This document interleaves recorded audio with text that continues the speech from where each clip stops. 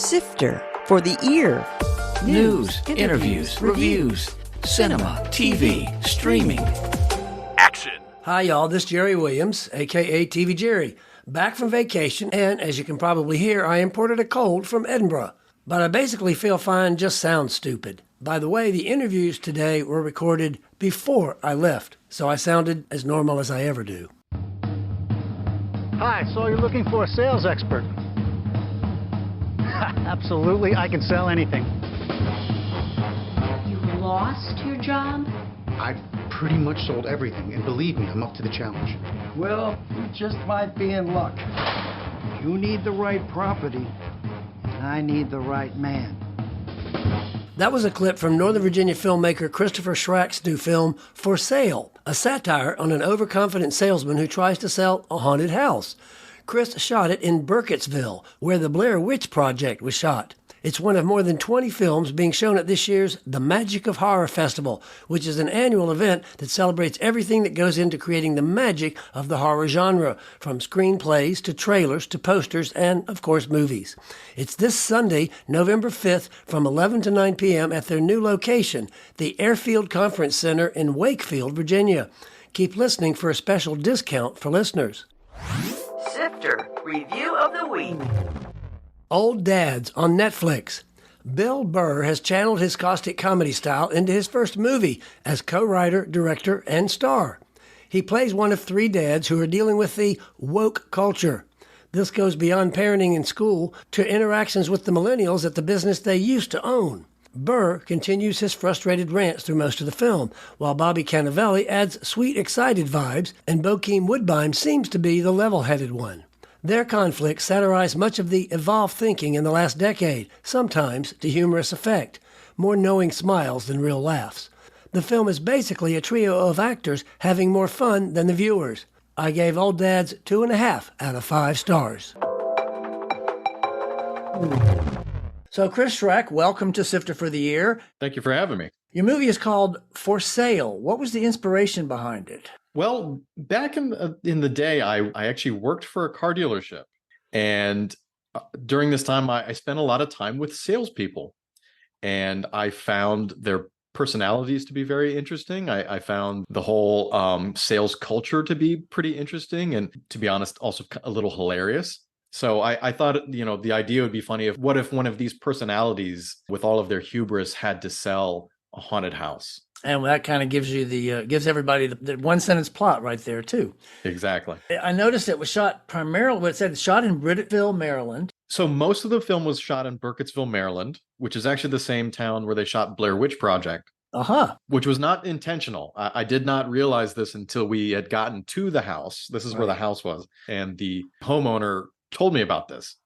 So the town was a little wary of another film crew coming in and doing a film. So how did you find that house? I actually found that on Airbnb. Oh, really? What I did was I found a number of houses on Airbnb, and before I even booked anything, I sent everybody a message and said, this is who I am. This is what we're doing. This is how long it would take. Are you interested in doing that? And everybody said no, except for one person, the person who owned this house in Burkittsville. And we were there for 2.5 weeks. Wow. Okay. It was a house that was used as a makeshift hospital during the Civil War. We kind of went into it thinking, there's maybe some real ghosts in there. There are actually real ghosts in here, So we kind of had that in the back of our mind when we went in. But not to disappoint any of your listeners, but there were no ghosts actually in this house. It was actually quite a peaceful house in a really lovely town. Right. Now, let's talk about, you mentioned the actors. Let's talk about Andrew Roth and Stephen Montague. They both have pretty interesting IMDb pages. How did you find them? And did you already know them, or were this mass audition and they were the ones you selected? Andrew Roth I already knew. He's actually been in my 2 other feature films. For Sale is the first feature film I've done in 10 years. I did a feature film called Elysium in 2010. And then a small horror film a couple years later called Backwater. And Andrew was in both of those films. So I actually met Andrew because he auditioned for Elysium and he played the villain in that. And we've been in touch ever since. And, we've kind of always bounced back and forth these ideas of like, maybe he should play the lead in one of my films. So Mason McGinnis was kind of written for him. In fact, the name Mason McGinnis, he came up with that name. So Steve Montague, I met him through Mike Sherzenovich, who plays one of the two members of the Ghost couple. Right. And Mike introduced me to Steve because those two had worked together in the past, and he really fit the role very well, especially physically. And he comes from a comedy background. Corinne Briddy, who plays Claire, she auditioned. So she was one of the few people that I didn't meet through someone else or someone I knew already. Surprise guest drop in. Laurie, how are you? I am good. Hang on a second. Let me find out where I am on the screen. There we go. Footnote. Laurie Foley is the co-director of the Magic of Horror Festival, and shortly she'll mention Shiva, which is Shiva Rodriguez, her co-director. So, Laurie, have you actually met, or have you only been communicating on emails and things? We actually met at last year's festival, I believe. Yeah, and one of the earlier festivals too. And one of the early ones, yeah. This will be my third time at Magic of Horror. So, Laura, we obviously you were on the show last year talking about the festival, and things have changed a little bit this year. Give us a little nutshell on how it's going to be different. Well, everything we thought was set to be back at Firehouse again, but Firehouse went under new management, and apparently through some miscommunications, it wasn't set. So Shiva and I had a mad dash scramble to find a venue, and I happened to actually be on the board at Airfield. Footnote. The official title of the space is the Airfield 4-H Conference Center, that's located in Wakeville, Virginia, about an hour south of Richmond. And I was like, they've got a great stage. There is lodging on site. It's a fabulous facility. It's actually, I've always been saying it would be a great place for people to come and shoot. And they were able to get us a date. So we actually started getting excited because we figure this year, obviously, it's a change of venue. It's going to be a little bit different, but we're going to get everybody screened, and we're trying to generate buzz and get people excited about it, which from what I'm hearing, people are getting excited about it. Good. We're hoping that next year we will be able to actually bring presenters in and turn it into kind of a horror film fan and horror film filmmaker getaway weekend, where we can have educational seminars alongside the film screenings and just turn it into an event. But Shiva and I are talking, and we're hoping to get feedback from filmmakers on what they would like to see. We've partnered with the Haunted Barn, which is a very cool haunted attraction that gets a huge following each year. So hopefully we're going to bring some of their people in as audience, and maybe build the audience numbers and just basically build it bigger. Give us a little nutshell of how many films are going to be showing and what else is going to be happening, because I know it's not just movies. It's movies, it's shorts and features, and also trailers and posters and screenplays, both short and feature. After every block, all the filmmakers will, of course, have a chance, if they're there, to speak to the audience about their films. The screenwriter is the same. And then at the very end of the evening, we will be doing the award ceremony, which is always super popular. Cool. And also Best of the Worst is once again showing right before the awards, which is where filmmakers get to send in what they feel is the best example of it can be their failure, it can be the film where everything went wrong, their film school film, if you were, something that they learned from, and it'll air while I'm calculating audience choice ballots. That'll probably be really popular too, because everybody loves a bad movie. It was popular the first year we did it. We kind of did it as a lark, I think, because all of us as filmmakers have had a really disastrous outing that you either can hide it in a box somewhere and forget it ever happened, or then eventually you take it out and you laugh at it and you say, well, what did we learn from this? Right. And I think that's the important part about it. Oh, let me get this out there on the air, because if people are listening to this, tickets are $15 for the all-day pass. But if you are listening to this podcast, you can use code MOH2023 and get a $10 all-day pass. Wow. I will put that in the bottom too. MOH 2023, Magic of Horror 2023, obviously. I figure your listeners deserve a $5 discount on it. And we will have a bar open from 5 to 8 p.m. and we will have refreshments available all day long.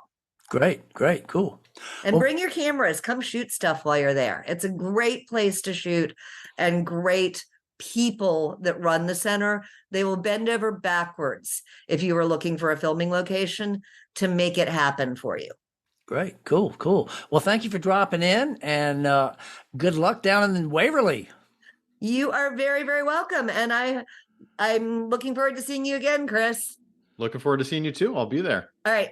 Bye. Bye-bye. So, Chris, let's go back to the project For Sale. I noticed you shot it, you directed it, and you edited it. How do you make your living? Are you?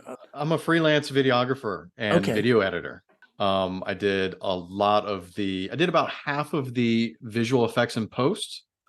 Most of the visual effects are not effects that are super obvious, but things like taking houses out of the background, removing certain things. For instance, there was a shot where we forgot that there was a painting on the wall and I had to digitally remove it and stuff like that. So I've been doing my own filming and editing professionally for the last 10 years. Is this like corporate type stuff or documentaries or? It's all the above, from commercials to wedding videos, corporate stuff. So I went into For Sale thinking, I'll just wear all of these hats to keep the cost down. And that way I don't have to spend the time trying to find investors or begging family members for money. I can just pay for it out of pocket. Right, right. It was a double-edged sword. It was a good thing in the sense that I was able to make it, on my own dime, and we did it, and I'm not beholden to any investors, but it was a very difficult thing to do, to wear all those hats at the same time. And one of the lessons that I took away from the film when I was done was that next time I really would like to not be my own DP. There you go. You mentioned you did the visual effects. I noticed there is one scene where they're driving outside and there's lightning in the sky. And I know you can do lightning through a window easily enough, but did you actually do that visual effect, or did you just find a lucky night when there was lightning? Those effects I did not do myself, but all of those lightning effects are digital. When you see the lightning bolt through the sky, that's a digital effect. Right, right. And then obviously throughout the house in the scene, when you see lightning, we had a series of small LED panel lights that we kind of used for everything. Right, right. So we use that to do lightning flashes. There's another scene where Mason's sitting in the car and a police car goes by. And that was actually one of these little LED lighting panels on a police siren mode that we just kind of dragged across the car. So yeah, those are great. Yeah, I've seen those. They can do all kind of stuff. One of the interesting things about this is that you chose to shoot it, a lot of it in the daytime. And I know obviously usually you like horror to be dark and scary. So why did you decide I'm going to keep it a little brighter? I think because of just the nature of the story. You say that, but there's also plenty of scenes in the film that take place at night. Right. For instance, all of you don't want to spoil anything for any people who might be about to see it, but whenever there's a scene that takes place at night, something spooky is going to happen. Right. But I also didn't find it to be realistic if we are taking the point of view of Mason. And Mason really spends the first half of the movie not even being convinced that the house is haunted. Right. So in that regard, he's kind of there and doing what he would be doing during the day. I also thought maybe it would be a little bit of a challenge to have him in this house where it is daytime, but there are still things happening that are a little strange. Right. I really got to give a lot of props to the actors in the film, especially Andrew, who played Mason, and Corinne, who played Claire. They really sold the film, and both of them just did such a phenomenal job. And I really get a lot of compliments often about those two characters and how much people love those two characters. So terrific. It wouldn't have happened without my amazing cast. Well, Chris, I want to thank you so much for it. I want to wish you good luck at the festival. I will be out of the country on vacation when it happens, so I won't see you in person, but I want to wish you good luck at the festival and good luck after that with For Sale. Thank you very much. Thanks for having me. That was Christopher Schrack, writer and director of the horror comedy For Sale, that premieres at this year's The Magic of Horror Festival, which runs Sunday, November 5th at the Airfield Conference Center in Wakefield, Virginia. Of course, there's a link on the webpage for this show at TV Jerry, also with that mentioned discount link.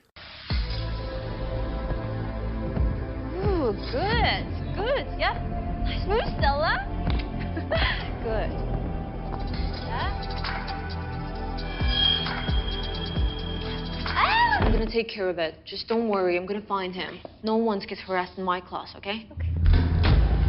Call me bitch one more time, and I will scar your old face, bitch.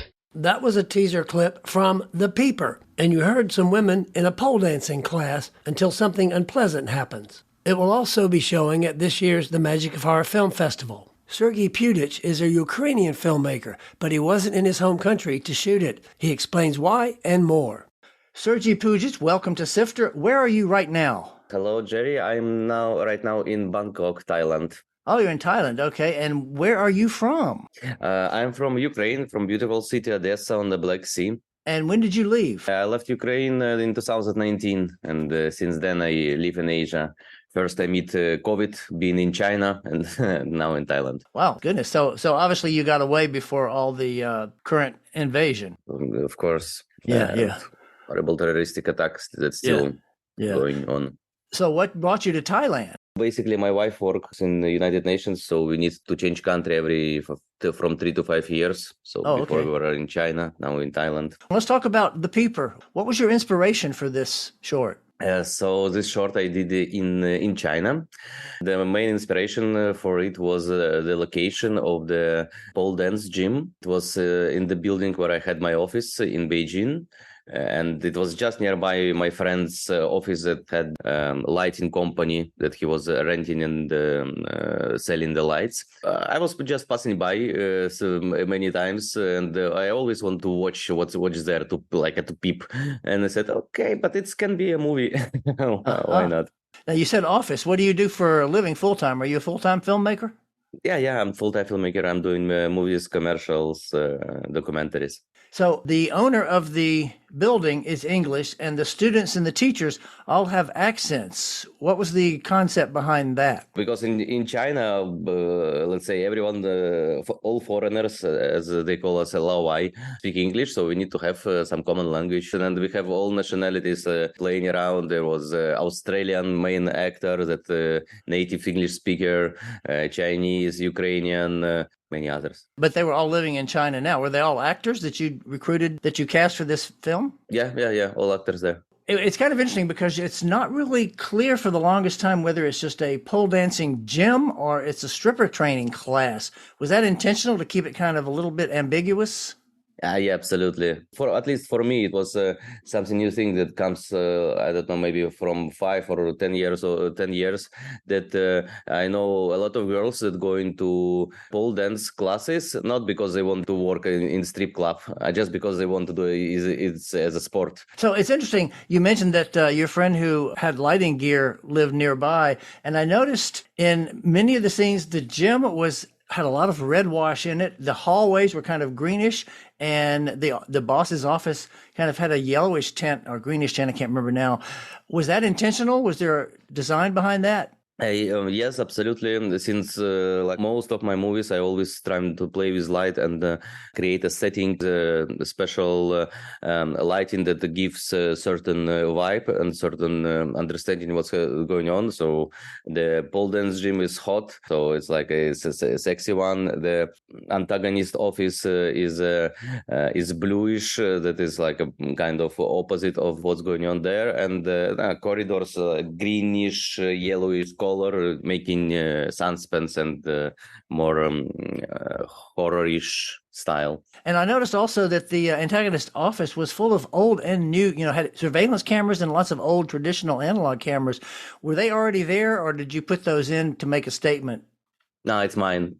Oh, those are all yours, huh? Yeah. So I brought it from decorated like that. So basically he's doing it for a long time. And what about the little boy? Where did that come from? No, I feel for the script that it's necessity to first of all to leave the ending is open, who is real people, who is not, to add more drama to the movie. This boy is Italian neighbor, son of our Italian friends. It's interesting that you said that he showed up at the end, but actually there was more, because as I always do, I was watching the credits and suddenly it pops back in to show a last little scene there, which is one of those things I always tell people, always stay through the credits. I'm assuming you did that intentionally as a little twist surprise there. I put the post-credit shots almost in all my movies. I like it till there, and I think it's a very nice scene that shows all mankind when what they think about the situation, even the police.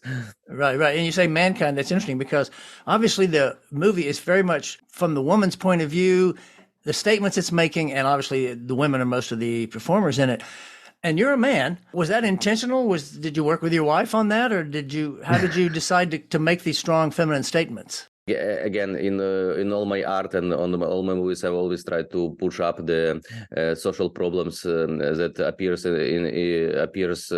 imported in the world, and I think that one of the biggest problem and underestimation for the humanity that since long time a woman was not able to make a big difference in political and social life. That's why I think that it's important to tell it and to encourage young women to do more stuff and to gain their goals. This topic is kind of close to me, let's say. One other thing about the editing, I noticed during the final big chase scene, they're running down the hall, and then there's several times when it cuts to black, and then it pops back up after a second or two. What was your intention behind that? We wanted to create more tension, and by trying to do it like without the black gaps, it was not enough. It was a simple solution to add tension. And in the beginning, I didn't believe that it will work, but we tried, and it appears it works. I'm like, wow, okay, good solution. And what was the biggest surprise after you made it? I think the bigger surprise was the movie is good. In the beginning, I don't know why. After shooting, I thought like, okay, it's not will work. Something wrong, something missing. It was not. There was not good acting. There was not a good shot. There was everything was wrong, and I didn't want to edit the movie like for 3 months probably. And only after 3 months, okay. But I already spent money. I did spend time. Everyone waits for it. I need to finish it, and I edited it, and it appears surprisingly that it's good. Like, wow, cool. Yeah, it's a good thing you did go to all that trouble to finish it. Sergei, I want to thank you so much for doing this, and I'm assuming you're not coming for the festival. No, it's too far. That's a little far. Well, maybe in the future when you have your feature, they'll be able to feature you, and you can come over for it. Yeah, for feature, I would come for sure. All right, you hear that, Laurie? Okay, thank you very much. Thank you, Jerry. Thank you. Bye-bye. That was Sergei Pudich talking about his short, The Peeper, that'll screen at this year's Magic of Horror Festival, which is Sunday, November 5th at the Airfield Conference Center in Wakefield, Virginia. There's a link on the webpage for the show at TV Jerry, as well as the way to unlock the discount. Coming soon. In theaters. Priscilla. You've seen her story from Elvis's point of view, but this film looks at his wife when she met him as a teenager, told through the eyes of Sofia Coppola. What happens later? Meg Ryan has taken a long break from her staple rom-coms, but she's back with this one, which she also directed. She and David Duchovny play ex-lovers who get trapped overnight at an airport. Rustin. Coleman Domingo plays Bayard Rustin, an openly gay civil rights activist who was highly influential to Martin Luther King.